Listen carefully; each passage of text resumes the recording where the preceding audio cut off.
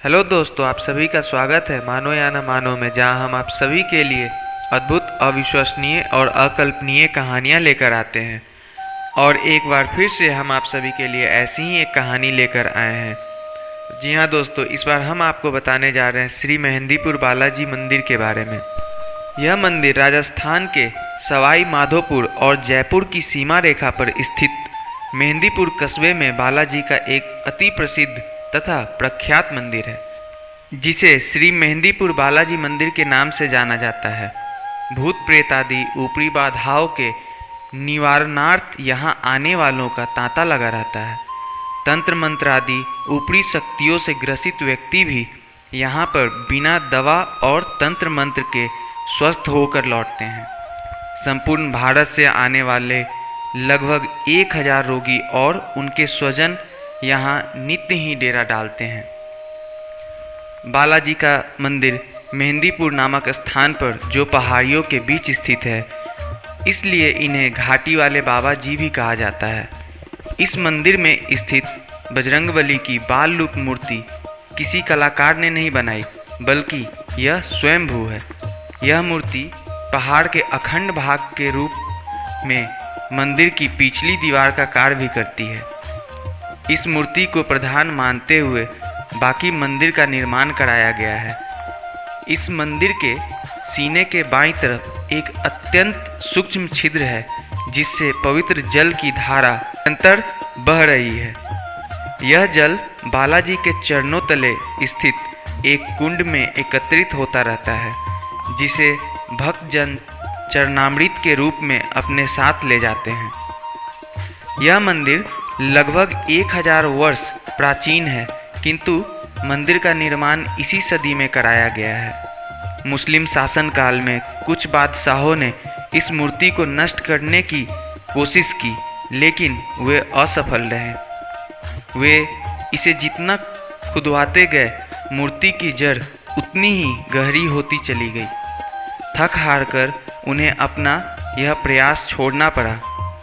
British शासन के दौरान सन 1910 में बालाजी ने अपना सैकड़ों वर्ष पुराना चोला स्वतः ही त्याग दिया। भक्तजन इस चोले को लेकर समीपवर्ती मंडावर रेलवे स्टेशन पहुँचे, जहां से उन्हें चोले को गंगा में प्रवाहित करने जाना था।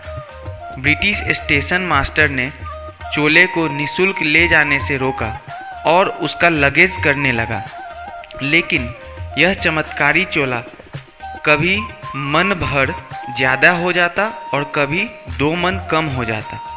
असमंजस में पड़े स्टेशन मास्टर को अंततः चोले को बिना लगेज ही जाने देना पड़ा, और उसने भी बालाजी के चमत्कार को देखते हुए उन्हें नमस्कार किया। इसके बाद बालाजी को नया चोला चढ़ाया गया। यज्ञ, हवन और ब्राह्मण भोज एवं धर्म ग्रंथों का पाठ भी किया गया। एक बार फिर से नए चोले से एक नई ज्योति दिव्यमान हुई। यह ज्योति सारे विश्व का अंधकार दूर करने में सक्षम है। बालाजी महाराज के अलावा यहाँ श्री प्रेतराज सरकार और श्री कोतवाल कप्तान, जिन्हें भैरव जी के नाम से भी जाना जाता है, उनकी मूर्तियाँ भी हैं। प्रेतराज सरकार जहाँ दंडाधिकारी के पद पर आसीन हैं, वहीं भैरव जी कोतवाल के पद पर। यहाँ आने पर ही सामान्य जन को ज्ञात होता है कि भूत प्रेत आदि किस प्रकार मनुष्य को कष्ट पहुँचाते हैं और किस तरह सहज ही उन्हें कष्ट बाधाओं से मुक्ति मिल जाती है। दुखी कष्टग्रस्त व्यक्ति को मंदिर पहुंचकर तीनों देवगणों को प्रसाद चढ़ाना पड़ता है।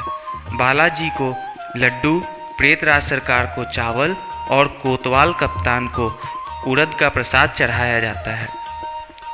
इस प्रसाद में से 2 लड्डू रोगी को खिलाए जाते हैं और शेष प्रसाद पशु पक्षियों को डाल दिया जाता है। ऐसा कहा जाता है कि पशु पक्षियों के रूप में देवताओं के दूत ही प्रसाद ग्रहण कर रहे होते हैं। प्रसाद हमेशा थाली या दोने में रखकर दिया जाता है। लड्डू खाते ही रोगी व्यक्ति झूमने लगता है और भूत प्रेत आदि स्वयं ही उसके शरीर में आकर बड़बड़ाने लगते हैं। स्वतः ही वह हथकड़ी और बेड़ियों में जकड़ जाता है। कभी वह अपना सिर धूंधता है, कभी जमीन पर लोट-पोट कर हाहाकार करता है, कभी बालाजी के इशारे पर पेड़ पर उल्टा लटक जाता है, कभी आग जलाकर उसमें कूद जाता है, कभी फांसी या सूली पर लटक जाता है। मार से तंग आकर भूत प्रेत आदि स्वतः ही बालाजी के चरणों में आत्मसमर्पण कर देते हैं, अंततः समाप्त कर दिए जाते हैं। बालाजी उन्हें अपना दूत बना लेते हैं। संकट टल जाने पर बालाजी की ओर से एक दूत मिलता है जो कि रोग मुक्त व्यक्ति को भावी घटनाओं के प्रति सचेत करते रहता है। बालाजी महाराज के मंदिर में प्रातः और सायं लगभग 4-4 घंटे पूजा होती है। पूजा में भजन आरतियों और चालीसा का गायन होता है। इस समय भक्तगण जहाँ पंक्तिबद्ध हो देवताओं को प्रसाद अर्पित करते हैं, वहीं भूत प्रेत से ग्रस्त रोगी चीखते चिल्लाते उलट पलट होते अपना दंड। आइए जानते हैं बाकी और 2 देवताओं के बारे में जो वहाँ पे विराजमान हैं। श्री प्रेतराज सरकार। बालाजी मंदिर में प्रेतराज सरकार दंडाधिकारी पद पर आसीन है। प्रेतराज सरकार के विग्रह पर भी चोला चढ़ाया जाता है। प्रेतराज सरकार को दुष्ट आत्माओं को दंड देने वाले देवता के रूप में पूजा जाता है। बालाजी के सहायक देवता के रूप में ही प्रेतराज सरकार की आराधना भी की जाती है।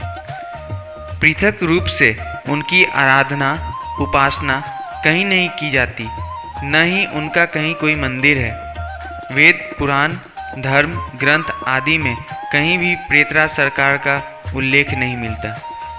तो अब हम जानते हैं कोतवाल कप्तान श्री भैरव देव के बारे में। कोतवाल कप्तान श्री भैरव देव भगवान शिव के अवतार हैं और उनकी ही तरह भक्तों की थोड़ी सी पूजा अर्चना से ही प्रसन्न भी हो जाते हैं। भैरव महाराज चतुर्भुजी हैं। उनके हाथों में त्रिशूल, डमरू, खप्पर तथा प्रजापति ब्रह्मा का 5वां कटा शीश रहता है। वे कमर में बाघंबर नहीं लाल वस्त्र धारण करते हैं। वे भस्म लपेटते हैं। उनकी मूर्तियों पर चमेली के सुगंध युक्त तिल के तेल में सिंदूर घोलकर चोला चढ़ाया जाता है। भैरव देव बालाजी महाराज की सेना के कोतवाल हैं और इन्हें कोतवाल कप्तान भी कहा जाता है। कुछ लोग बालाजी का नाम सुनते ही चौंक पड़ते हैं। उनका मानना है कि भूत प्रेत आदि बाधाओं से ग्रस्त व्यक्ति को ही वहां जाना चाहिए। तो ऐसा सही नहीं है दोस्तों। कोई भी जो बालाजी के प्रति भक्ति भाव रखने वाला है, इन तीनों देवों की आराधना कर सकता है। अगर आप इस जगह पर पहले जा चुके हैं तो इस मंदिर से जुड़े अपने अनुभवों को कमेंट करके हमें बताएं। दोस्तों, अगर आपको ये वीडियो अच्छा लगा तो लाइक और शेयर करें, और साथ ही साथ अगर आपने अब तक हमें सब्सक्राइब नहीं किया है तो प्लीज़ सब्सक्राइब। Thank you.